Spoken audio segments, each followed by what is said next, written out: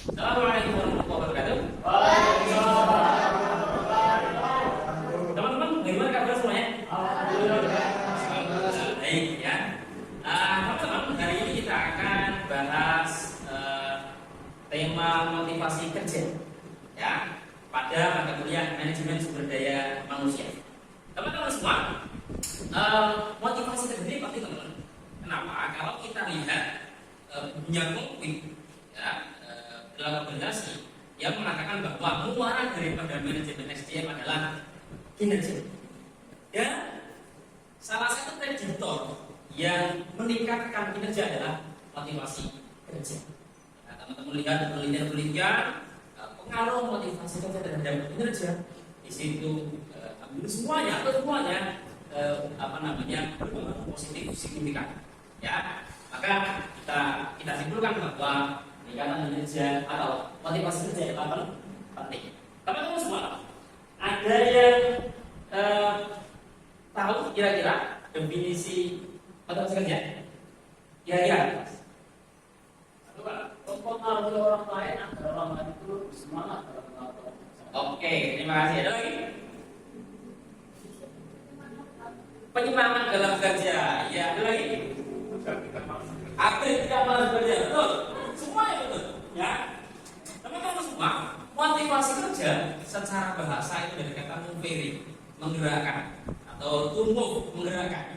Dalam bahasa Arab ada yang mendorong. Artinya apa? Secara bahasa kita bisa memahami bahwa motivasi kerja itu dorongan atau gerakan dalam diri seseorang untuk melakukan sesuatu untuk tujuan sesuatu. Misalnya, kalau kita makan, berlaku itu semua kegiatan ya. Misalnya kita makan, kita bisa menduga bahwa dorongan yang menggerakkan kita itu makan itu apa? Ya antara apa? Biar tidak lapar. Ideal. Kita minum misalnya, maka kita bisa tahu bahwa dorongan yang mendorong kita untuk minum apa? Rasa haus, untuk menghilangkan rasa. Ya.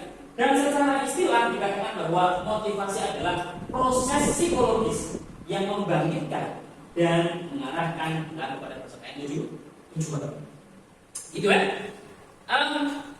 Proses psikologis ini tentu terletaknya dalam diri seseorang karena psikologis, ya nggak kelihatan, internal.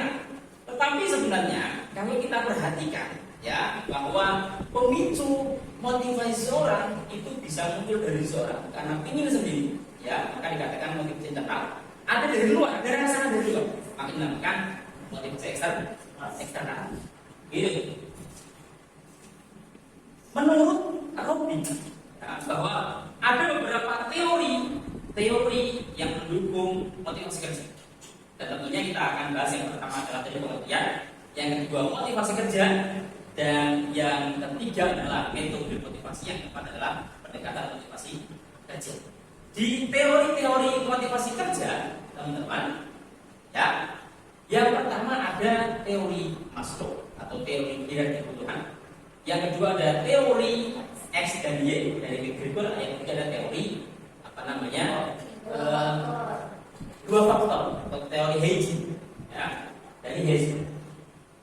Kita lanjut ke teori kebutuhan Abraham Maslow. Menurut Abraham Maslow bahwa motivasi seorang untuk melakukan pekerjaan itu tidak lepas dari 5 kebutuhan yang bertahap secara hierarkis. Yang pertama adalah kebutuhan fisiologis atau kebutuhan fisik, ya, misalnya seperti makan, seperti minum, ya, pakaian, kemudian rumah, tempat tinggal, itu kebutuhan dasar. Kemudian yang kedua adalah kebutuhan rasa aman. Orang yang itu kan hidup ingin rasa aman, nggak ingin ada ancaman. Ya, maka 2 hal ini kebutuhan dasar. Maka Allah ingatkan dalam Quran surat Al-Quraish ayat 4, Allah mengatakan alladzi an'amahum wa amanahum bil khauf. Kata Allah, ya, orang-orang kafir Mekah itu apa enggak ingatnya bahwa Allah yang memberikan mereka rezeki, ya, mereka bisa makan, bisa minum, dan Allah yang memberikan mereka rasa keamanan. Orang Mekah itu di sana hidup di padang pasir, ya, di gersang. Tapi Allah berikan kemudahan mereka untuk berdagang di mana? Di Yaman, Syam. Kenapa? Karena mereka mengelola Ka'bah. Mereka dihormati karena mengelola Ka'bah. Mereka aman, kenapa? Karena disegani. Ya, mengelola Ka'bah, atau pelindung Ka'bah atau pelayan Ka'bah. Ya, dan mereka punya Ka'bah, siapapun tinggal mereka aman. Dan mereka juga ada yang namanya bulan-bulan haram.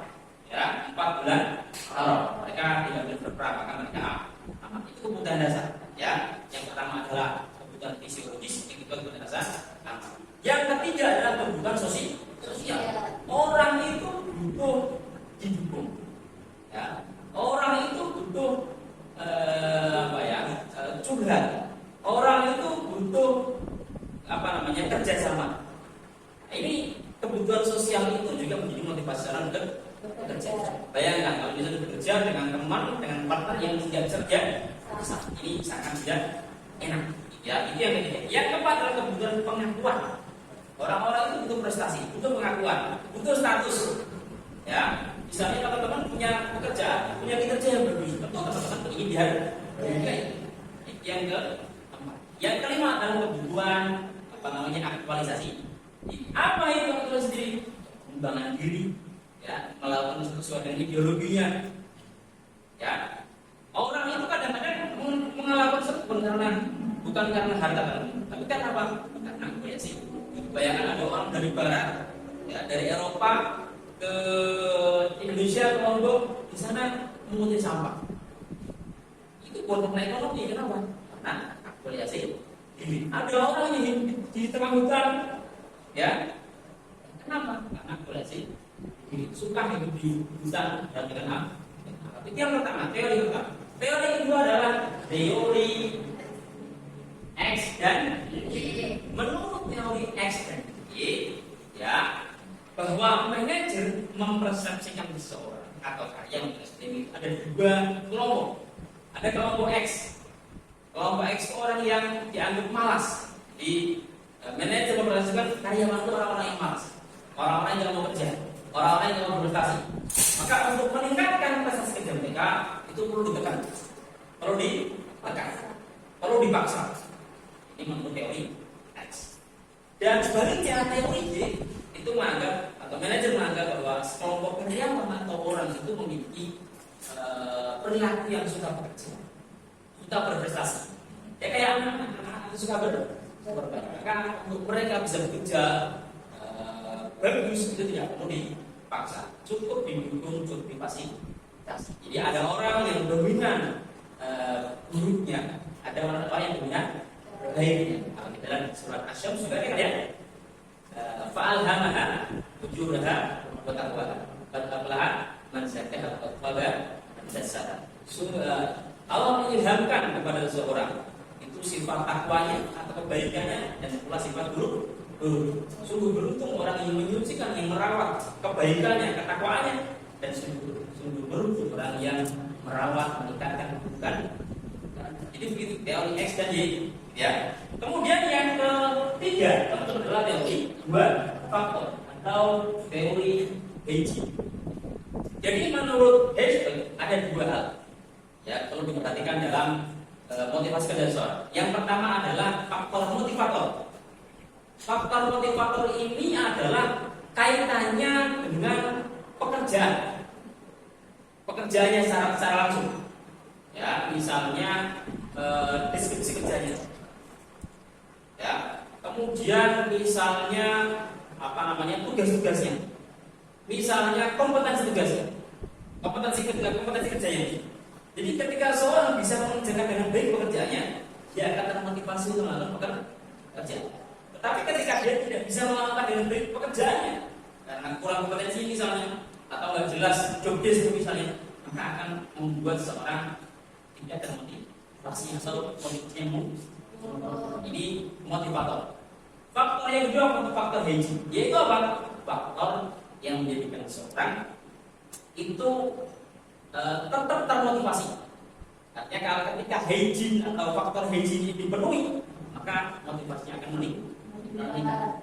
Ya, tetapi tidak ada jaminan ketika terpenuhi semua faktor Heijinya itu bisa meningkat.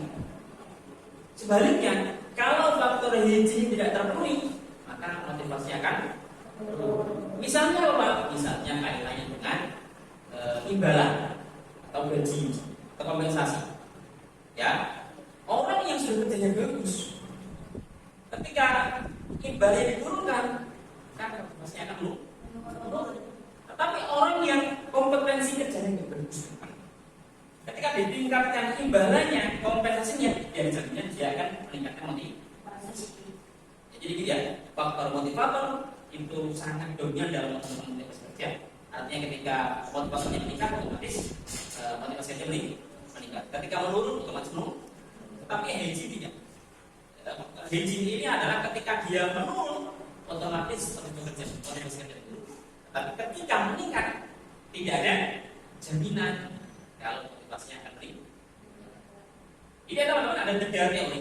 Yang pertama adalah teori Abraham Maslow atau teori kehidupan. Yang kedua teori XY, dan yang ketiga adalah teori 2 faktor atau teori hedging. Ya, kemudian yang ketiga yang akan kita bahas adalah metode motivasi kerja. Menurut survei yang Saudi, ya, metode motivasi kerja itu ada 2. Yang pertama dinamakan adalah direct motivasi langsung. Yang kedua dinamakan indirect motivasi atau motivasi tidak langsung. Direct motivasi itu apa teman-teman? Misalnya ketika seorang mengerjakan kerjaan bagus, kita langsung apresiasi, kita puji, kita hargai, kita kasih reward bisa. Itu secara langsung. Kalau ini direct, itu tidak langsung. Misalnya dengan memberikan fasilitas kerja yang memudahkan pekerjaannya, orang akan motivasi. Ini indirect motivasi. Ya. Kemudian yang keempat yang kita bahas adalah pendekatan motivasi kerja. Pendekatan motivasi kerja itu ada 2.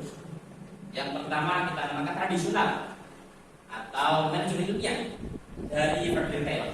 Jadi di pendekatan ini ya yang kita penuhi adalah kebutuhan fisiologis seperti yang dikatakan oleh Abraham Maslow. Ya, kita berikan imbalan, kita berikan apa? Misalnya ya reward, misalnya kompensasi gaji, ya bonus misalnya. Itu berarti apa namanya pendekatan manajemen ilmiah atau tradisional. Kemudian bisa kita lakukan yang kedua, yaitu pendekatan hubungan manusia yang dikatakan oleh Elton Mayo, ya, dengan memberikan memenuhi kebutuhan sosial. Misalnya kita berikan dia supervisor yang bagus, ya. Misalnya kita berikan partner kerja yang bagus, misalnya. Kita berikan lingkungan kerja yang bagus, iklim kerja yang bagus, tempat kerja yang bagus, yang mendukung dia bekerja. Ini namanya pendekatan hubungan manusia. Itu teman-teman yang kita bahas hari ini. Ya, yang pertama adalah definisi motivasi kerja, yang kedua teori motivasi kerja, yang ketiga metode motivasi kerja, dan yang keempat adalah pendekatan motivasi kerja. Begitu teman-teman, ada pertanyaan tentang motivasi kerja? Ya, silakan.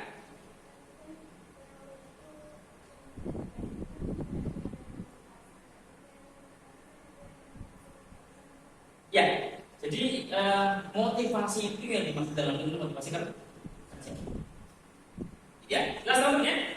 Oke, kalau jelas kita tutup dengan bersama-sama. Alhamdulillah tidak lagi. Terima kasih. Assalamualaikum warahmatullahi wabarakatuh.